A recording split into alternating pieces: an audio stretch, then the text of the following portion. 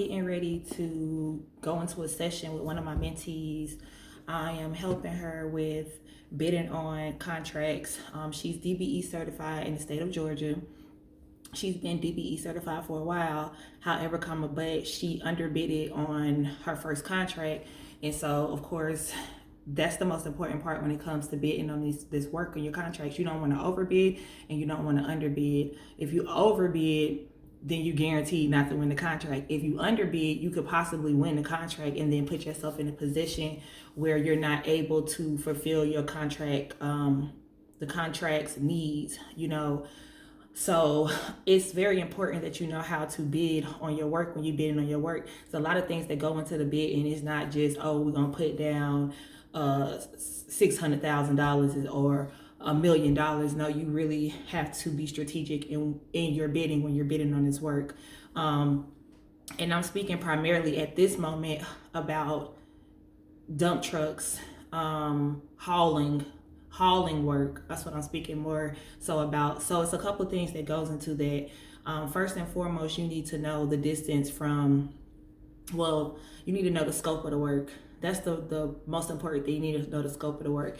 And what the scope of the work is pretty much what all are they looking for. Because when they send you this contract, it's going to be, it could be very simple or it could be very in-depth. And when I say in-depth, I mean it could be a bunch of different things because depending on the type of project. If it's something as simple as they just need a road paved, there will be a couple of other things included in it outside of just the trucking. But when it's something like a major project, they may need, within that contract, the bid that they send out, the proposal. Within that proposal that they send out, there's going to be a number of things within their proposal. Anywhere starting from hauling to turf, to bridges, to concrete, to just labor work, far as like removing signs and things like that.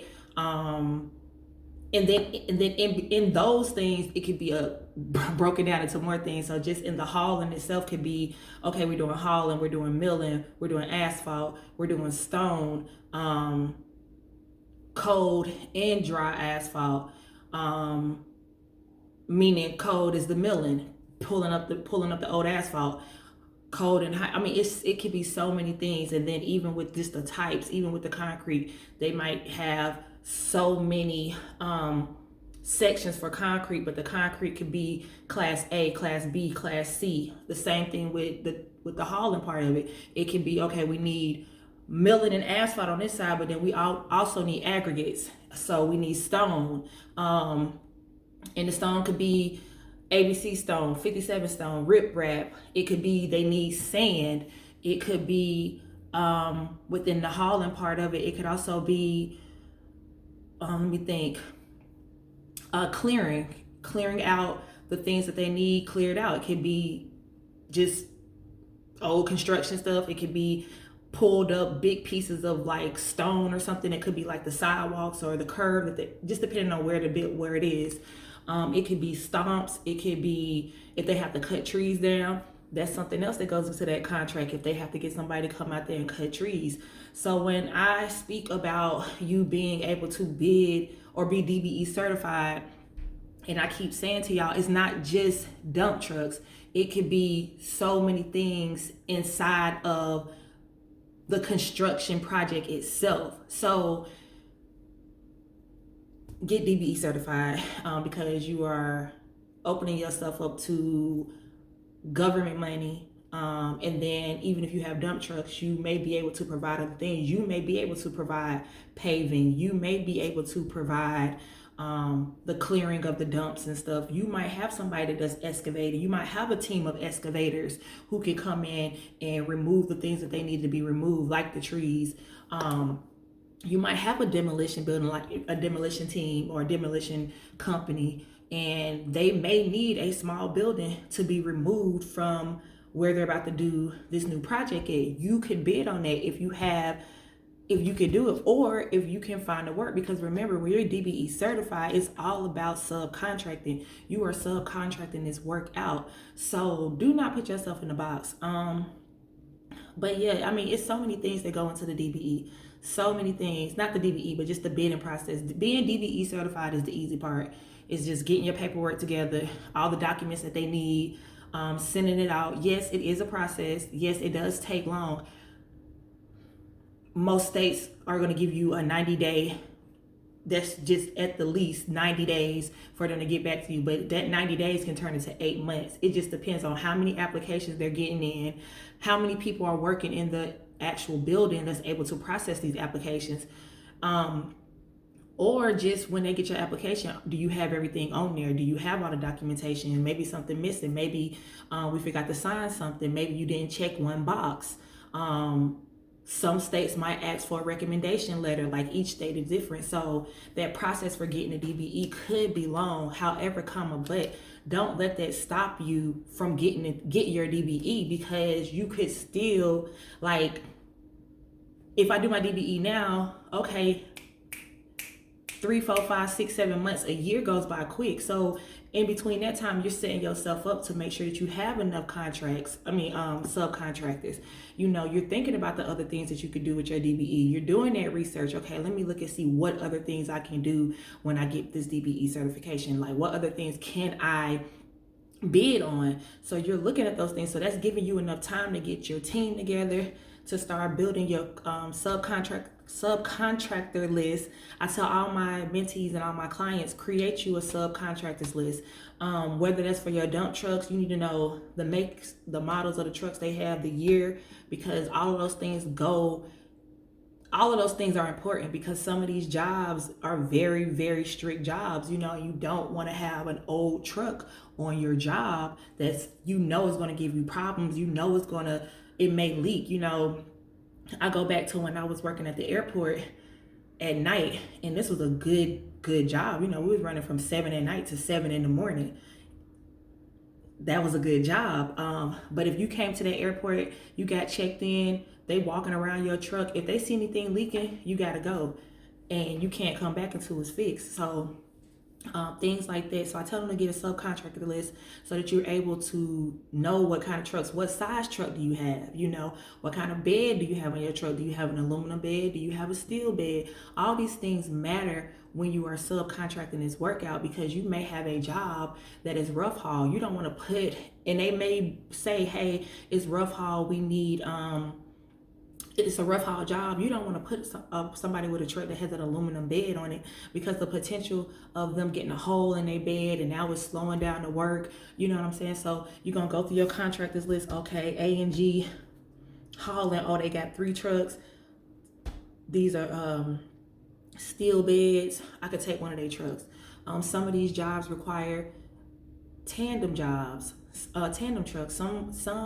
of the jobs may require a triaxle, or they may require a quad. And then too, that goes into how you bid too, because that depends on how many tons that job needs. If that job needs, I ain't gonna give y'all numbers, but if the job needs a certain amount of tons, that a triaxle can hold this many. Okay, my triaxle can hold, let's say a Mac Granite 2016. That triaxle can hold, if I pull stone, if I go to the quarry and I get stone, or if I get dirt, I'm going to tell them, hey, give me 18 tons. That's my max. So you doing those calculations to know, okay, well, this triaxle got 18. If I put 3 triaxles on here, you adding those numbers up, okay, then I might want to do 4 quads. Like, all of those things are important when you are bidding on this work. It's important to understand this game. You really, really, really need to learn the game. And then, I can go on and on about the bidding part of it, but just getting into the actual DBE part of it and just having your stuff together. It's a lot of little things that you need to do that's going to make it successful. A DBE can really change your life. And another thing is, having a mentor is very important. I've been in this industry for a very long time, and I'm very teachable. I'm very coachable. I do not hold myself away from being taught something, or I'm a sponge. I sit back, I listen to everything. I have a mentor, and I've been in this industry probably longer than my mentor, but he understands this business a lot more than me. So I'm going to always go to him. If I have a question, I'm going to him. Even if I'm right, I'm still just like, I'm going to call Fab. So I have and that's just a mentor on this side of just trucking and logistics. But then I have a life coach as well, you know, to keep me like mentally just in a good place, because when you start dealing with $1 million contracts, I mean, it could go how it go.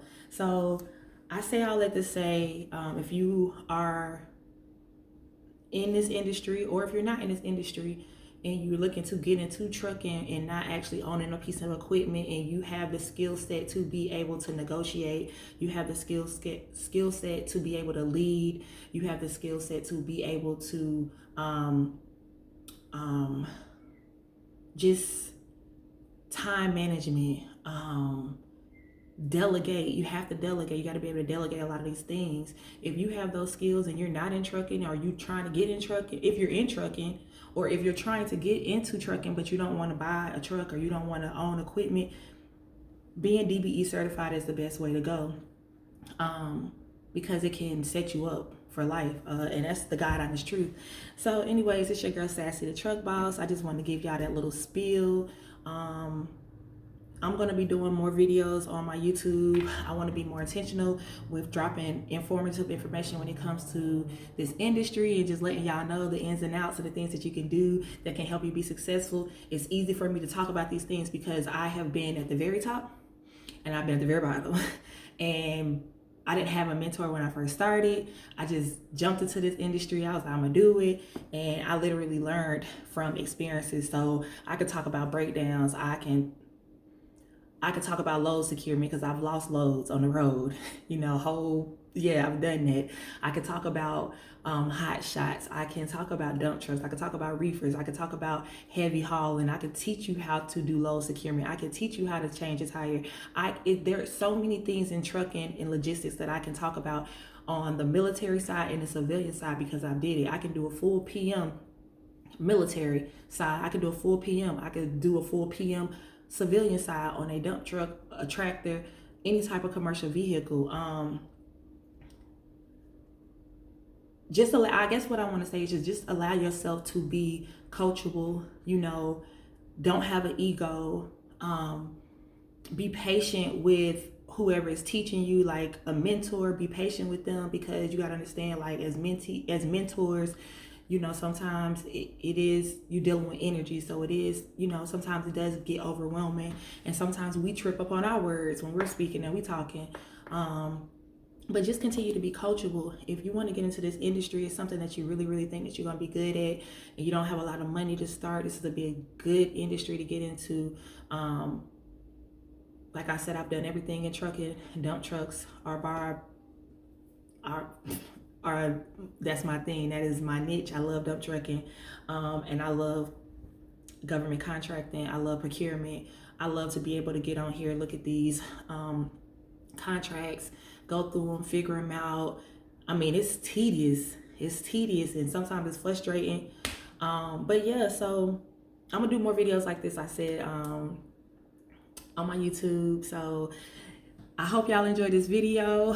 Leave a comment down below if you want to get into dump trucking, if you want to get into government contracting, if you want to learn how to bid, you want to be DBE certified, hub certified. I'm going to start doing more videos about how to get hub certified, breaking down how to actually bid, how to actually start your dump trucking company, how to just the type of packets, paperwork, things like that you're going to need. I'm going to start really, really, really dropping more videos like that. But so yeah, that's all I want to say. Also, I say this all the time. I'm going to continue to say this, that make sure that you're moving with good intentions, pure intentions, and always have God.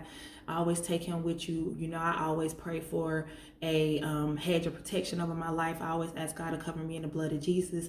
So, you know, stay prayed up, stay positive.